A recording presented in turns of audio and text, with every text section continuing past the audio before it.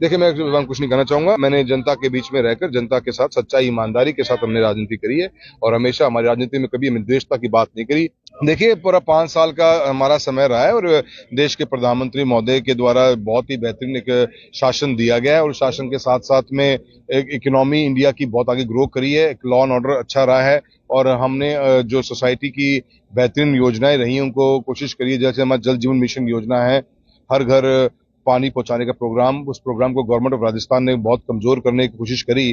कांग्रेस के 5 साल की राज रहा, पर अब हम बहुत सी स्पीड अप करेंगे और आने वाले 6 भर महीने या साल भर में उसको हम पूरा करने की कोशिश करेंगे।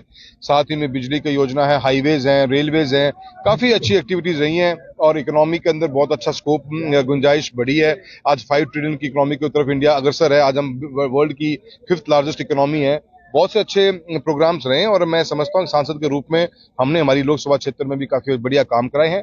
लोगों के साथ कनेक्टिविटी रही है और गवर्नमेंट की स्कीम्स को हम गवर्नमेंट लोगों तक लेके गए हैं। इन्हीं मुद्दों को लेकर हम जनता के बीच में जाएंगे और अवश्य हमें जनता का आशीर्वाद पुनः मिलेगा। अभी हाल ही के अंदर हमने नौहर के लिए एक NH 703 जिसकी डिमांड बहुत टाइम से थी, कांग्रेस की गवर्नमेंट ने कभी इसको आगे बढ़ने नहीं दिया, उसको हमने स्वीकृत करा लिया। गजट नोटिफिकेशन निकल गया है और राजस्थान गवर्नमेंट की भी इसकी NOC मिल गई है। अब चूरू से लेकर जालंधर तक ये 425 से 25-30 किलोमीटर तक का ये राष्ट्रीय राजमार्ग स्वीकृत हो चुका है, जिसका नंबर भी नया आ गया NH 703, जिसमें आने वाले समय के अंदर नौहर, सावा, तारानगर, चूरू के अंदर हम बाईपासेस देंगे और इससे मुझे लगता है कि आने वाले समय में बहुत बढ़िया ट्रैफिक इसके ऊपर आएगा। पंजाब और हिमाचल का जो ट्रैफिक मुंद्रा पोर्ट और मुंबई जाता है, वो ट्रैफिक इस रूट को बहुत अच्छा यूज करेगा और अच्छे व्यवसाय की और अच्छे बिजनेस के स्कोप्स बढ़ेंगे इस एरिया के अंदर, ऐसे मेरा मानना है। विपक्ष का आरोप है कि ये जो हाईवे का मुद्दा है वो चुनाव नजदीक तभी आता है, ग्रीन कॉरिडोर कभी NH 65, अब इस बार ये सर क्या है, पत्रकार महोदय आप तो बहुत समझदार आदमी है। गजट नोटिफिकेशन कभी बार बार निकलता है, कभी क्या घोषणाएं होती हैं, मेहनत करते हैं। हमने DPR बनाई थी हमारी जी, 750 करोड़ की DPR थी हमारी, सरसा से लेकर चूरू तक की। वो DPR के ऊपर राजस्थान गवर्नमेंट ने कभी आंख नहीं खोली न मानी और आज लास्ट में जाते जाते एशियन डेवलपमेंट बैंक ADB से पैसा लेकर 250 करोड़ रुपए का हाईवे बनाया। कहाँ 700 करोड़ की DPR थी, कहाँ 250 करोड़ में हाईवे बनाकर दिया है। ऐसा नहीं है तो कौन ऐसे बच्चों बच्ची बातें कर रहे हैं कि रोज बना देते हैं, रोज घोषणा कर देते हैं। टेंडर नहीं, अभी सैंक्शनिंग हुई है। अभी हाल ही में गवर्नमेंट ऑफ राजस्थान ने कॉन्ट्रैक्ट PPP मोड के ऊपर ये रोड कॉन्ट्रैक्ट का काम दे रखा है।